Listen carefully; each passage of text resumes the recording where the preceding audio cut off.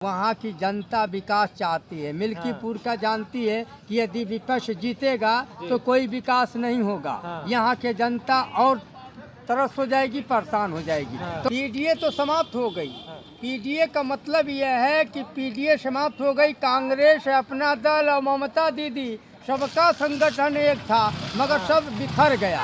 कोई संगठन नहीं है। जनता ने मन बना लिया है। वो मिल्कीपुर का चुनाव जो है विकास के नाम पर चुनाव हो रहा है। 2012 से 2017 तक यही माननीय अखिलेश यादव मुख्यमंत्री थे और सैफई मैनपुरी में, वही सैफई इटावा में पूरे भारत के विश्व के जितनी हीरोइनें थी, ऑर्केस्ट्रा था, सबको बुला करके वहाँ प्रदर्शनी करवा रहे थे।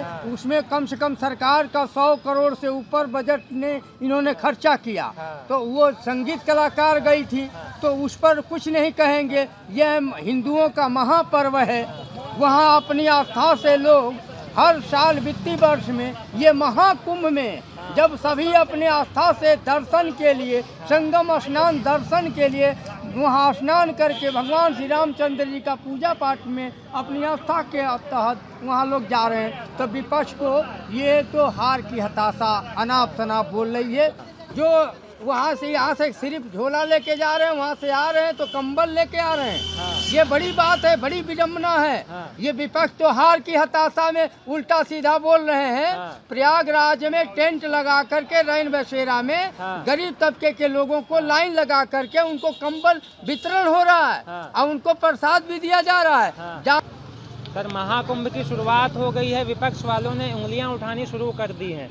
कह रहे हैं पैसा बहुत खर्च कर दिए हैं योगी जी। इतना ही पैसा अगर शिक्षा, स्वास्थ्य, रोजगार में लगाते तो देश में तरक्की हो जाती। आप क्या सोचते हैं? महाकुंभ में ये प्रयागराज का जो महाकुंभ लगा है ये वर्षों से चला आ रहा है। मगर इस बार का जो महाकुंभ माननीय योगी आदित्यनाथ जी के नेतृत्व में जो ये महाकुंभ लगा है, 144 साल बाद आया है। कह रहे बहुत बड़ा ये भव्य ये महाकुंभ जो आस्था का विषय है। आप सभी वर्ग के लोग वहाँ भेदभाव नहीं है। सबको टेंट की व्यवस्था की गई है, साधु संत की व्यवस्था की गई है। सभी प्रदेश और भारत के लोग अन्य विदेशों से भी अपनी आस्था का वहाँ श्री रामचंद्र भगवान जी का दर्शन और वहाँ के संगम तट का जो गंगा, तीनों गंगा माता जी का संगम में जो विलय हुआ है, वो संगम नगरी जो है वो इथी का हिंदुओं का पर्व है। और हिंदू का पर्व इतिहास पर्व है, कोई एक दिन का नहीं है। वित्तीय वर्ष हर साल मनाई जाती है। मगर इस बार महाकुंभ जो व्यवस्था, शासन प्रशासन शक्तिकरण, लाइन लगा करके जनता का अभिवादन, लाइन लगा करके वीवीआईपी व्यवस्था, सभी वर्गों का उन्होंने अपनी आस्था से अपना योगदान कर रहा है। नहीं, विपक्ष वाले सवाल उठाते हैं, कहते हैं ये सरकार जो है सिर्फ दिखावा कर रही है, वहाँ पर सुविधाएं लोगों को मिल ही नहीं रही हैं। सभी जितने दर्शक जनता गई है वो प्रदेश की जनता, पूरे भारत की जनता, माननीय योगी आदित्यनाथ और माननीय प्रधानमंत्री नरेंद्र मोदी जी और वर्तमान के सांसद लखनऊ राजधानी से 3 बार 4 बार मुख्यमंत्री, सांसद, वर्तमान में रक्षा मंत्री हैं, वो भी जाकर के गंगा जी में स्नान करके भगवान श्री रामचंद्र जी का दर्शन किए हैं। भाजपा के नेता जा रहे हैं, अच्छी बात है, लेकिन क्या वजह है कि जो विपक्ष के नेता हैं कोई अभी तक नजर नहीं आया है, चाहे वो सपा हो चाहे कांग्रेस हो। इनकी जो नास्तिक लोग हैं, ये नास्तिक लोग भगवान राम उनको शराब दे चुके हैं और शराब दे चुके हैं। ये भी 2024-2025 चल रहा है। 2025 में अभी आपको पता होना चाहिए उपचुनाव मिल्कीपुर में हो रहा है। मिल्कीपुर का चुनाव जनादेश, मिल्कीपुर की जनता चुनाव जिताने के लिए जनादेश माननीय योगी आदित्यनाथ के नेतृत्व में चुनाव हो रहा है। अब भानु पासवान को भारी मतों से वहाँ की जनता जिता रही है। वहाँ ये अखिलेश यादव कह रहे हैं हमारा पीडीए ही चलेगा वहाँ पर। पीडीए तो समाप्त हो गई। पीडीए का मतलब यह है कि पीडीए समाप्त हो गई। कांग्रेस अपना दल और ममता दीदी सबका संगठन एक था मगर सब बिखर गया। कोई संगठन नहीं है, जनता ने मन बना लिया है। वो मिल्कीपुर का चुनाव जो है विकास के नाम पर चुनाव हो रहा है और भानु पासवान को भारी मतों से वहाँ की जनता विजयी घोषित कर दिया। जैसे अयोध्या जीते थे वैसे ही मिल्कीपुर जीतेंगे, भाजपा कुछ नहीं कर पाएगी? ऐसा कुछ नहीं है। वहाँ की जनता विकास चाहती है। मिल्कीपुर का जानती है कि यदि विपक्ष जीतेगा तो कोई विकास नहीं होगा। यहाँ के जनता और तरस हो जाएगी, परेशान हो जाएगी। तो वहाँ की जनता विकास चाहती है, तो विकास के नाम पे माननीय योगी आदित्यनाथ के चेहरे पर चुनाव लड़ा जाएगा। और भानु पासवान जो संगठन का प्रत्याशी है, बहुत ईमानदार, बहुत कर्मठ प्रत्याशी है, उसको वहाँ की जनता जिता करके विधानसभा में भेजने का काम करेगी। महाकुंभ में जितनी शक्तिकरण से पुलिस प्रशासन हमारा बधाई का पात्र है। शासन प्रशासन अपना ड्यूटी कार्य और वहाँ की टेंट, खाने पीने की व्यवस्था, रहने की व्यवस्था, गरीबों को कंबल वितरण तक का व्यवस्था, साधु संतों को जो वहाँ आस्था में जो लोग दे रहे हैं वो अपनी श्रद्धा से दे रहे हैं। कोई साधु संत वहाँ मांग नहीं रहा है। साधु संत खुद आशीर्वाद दे रहा है और जिसकी आस्था है अपनी मर्जी से जो उनको आशीर्वाद लेने के लिए उनका चरणों में गिर रहा है, उनको अपना आशीर्वाद मिल रहा है। विपक्ष वाले कह रहे हैं जानबूझ करके जो सरकार है वो मतलब अंधा पैसा लगा रही है, जिससे जो हिंदुओं का वोट है वो हमारी ओर आ जाए, लेकिन जो हिंदू है वो फंसने वाला नहीं है। देखिए पत्रकार महोदय, आपको भी पता है कि 2012 से 2017 तक यही माननीय अखिलेश यादव मुख्यमंत्री थे और सैफई मैनपुरी में, वही सैफई इटावा में पूरे भारत के विश्व के जितनी हीरोइनें थी, ऑर्केस्ट्रा था, सबको बुला करके वहाँ प्रदर्शनी करवा रहे थे। उसमें कम से कम सरकार का 100 करोड़ से ऊपर बजट ने इन्होंने खर्चा किया। तो वो संगीत कलाकार गई थी, तो उस पर कुछ नहीं कहेंगे। यह हिंदुओं का महापर्व है।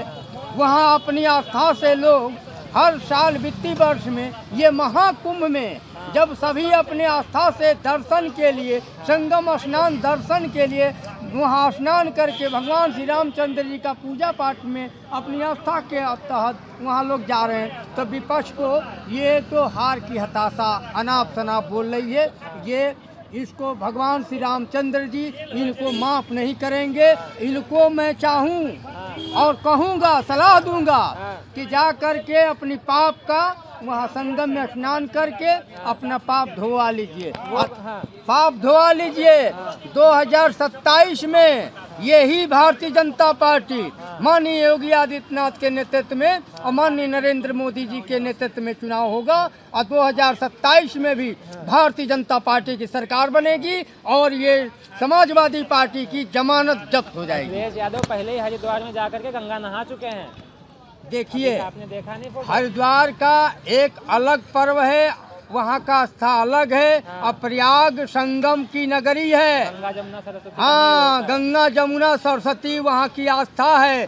जो लोग नहीं जाते हैं वो भी पछताते हैं और जो लोग जाके आस्था स्नान पूजन कर लेते हैं उनका अपना का प्रसाद, वहाँ का प्रसाद जिसका भाग्य होता है उसी को वितरण होता है। अच्छा, तो आप जाएंगे? हम तो जा करके लौटे और फिर जा रहे हैं।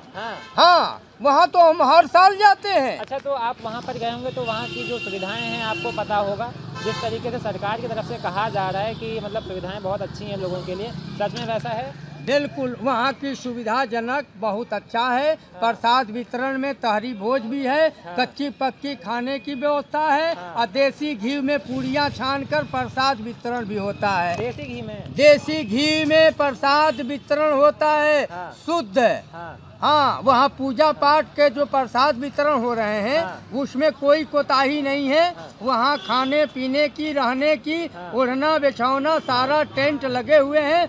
वहाँ की पुलिस प्रशासन बधाई के पात्र है। पूरे उत्तर प्रदेश की पुलिस हर थाने से वहाँ ड्यूटी लगाई गई है कि वहाँ भगदड़ न मचे। यहाँ विपक्ष लोग भगदड़ मचवा करके न कामयाबी कराना चाहते हैं। इनकी मंशा पर पानी फिर गया है। नहीं, वो लोग पुलिस के ऊपर तो सवाल उठाते, कहते हैं प्रशासन व्यवस्था कुंभ की अच्छी नहीं है। इस बार व्यवस्था बहुत अच्छी है, इसलिए आपसे बिल्कुल अच्छी है।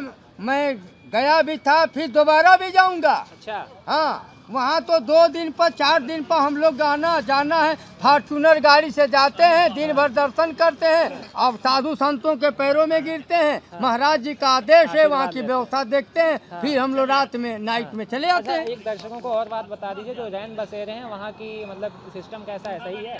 बिल्कुल, वहाँ की रैन बसेरा में जो गरीब तबके के लोग हैं वहाँ उनको रोका गया है। उनको खाने की व्यवस्था, उनको ओढ़ना, खाने पीने और कंबल का वितरण भी हो रहा है। माननीय जी के सरकार में जितने हमारे आस्था में लोग गए हैं, माननीय लोग, वो लोग वहाँ के लोगों को कंबल वितरण कर रहे हैं।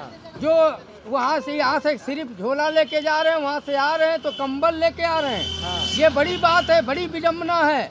ये विपक्ष तो हार की हताशा में उल्टा सीधा बोल रहे हैं। प्रयागराज में टेंट लगा करके रैन बसेरा में गरीब तबके के लोगों को लाइन लगा करके उनको कंबल वितरण हो रहा है और उनको प्रसाद भी दिया जा रहा है। जाने तक का, घर तक का उनको जाने के लिए गाड़ियों की व्यवस्था दी गई है। एक रात रुकने के लिए रैन बसेरे का कितना किराया है? कोई किराया नहीं है। जो टेंट में लगाए गए हैं, जो गरीब तबके के जो टेंट लगाए गए हैं, उनमें कोई नहीं है। जो अपनी आस्था से प्राइवेट स्तर के लोग जो वीवीआईपी व्यवस्था चाहते हैं, तो वीवीआईपी व्यवस्था का 150 रुपया वहाँ जमा कर देते हैं और वहाँ के लोग अपना की रसीद दे देते हैं। उसमें कोई धोखाधड़ी वाली कोई बातें नहीं है। सही बात बता रहे हैं दर्शकों को। बिल्कुल, जनता देख रही है, जनता देख रही, जनता जान रही है और जनता डेली जा रही है।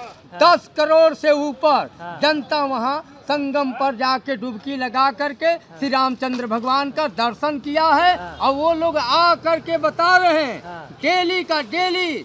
जनता जब जा करके वापस आ जा रही है तो लोग अपना आस्था से फिर मौके पर जा रहे हैं, वहाँ स्नान कर रहे हैं, साधु संतों का आशीर्वाद ले रहे हैं। माननीय योगी आदित्यनाथ महाराज को बधाई दे रहे हैं कि ऐसा ही मुख्यमंत्री होना चाहिए जो हिंदुओं के पर्व में हम लोग के इतना सुविधा मुहैया कराया है।